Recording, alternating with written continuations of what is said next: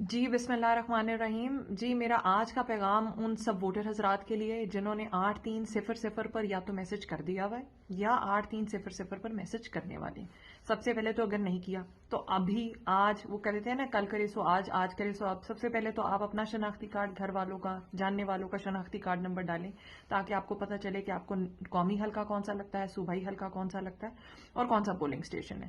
کچھ ایسے بھی حضرات ہوں گے جنہوں نے چند مہینے پہلے یا چند ہفتے پہلے جب اس نمبر کے اوپر میسج کیا ہوگا تو آپ کیونکہ ایک ہی خاندان کے افراد ہیں تو آپ کا ایک ہی پولنگ اسٹیشن آ رہا ہوگا.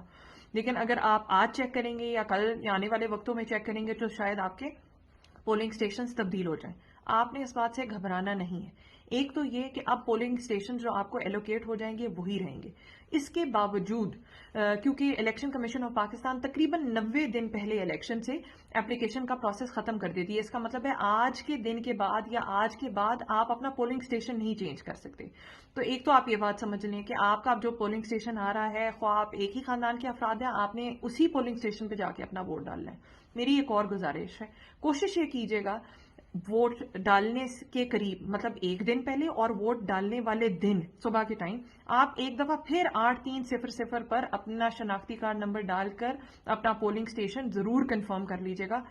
ایسا نہ ہو کہ لاسٹ مومنٹ پہ آخری لمحے میں آپ کا پولنگ اسٹیشن چینج ہو جائے اور آپ کو دقت یا تکلیف کا سامنا کرنا پڑے.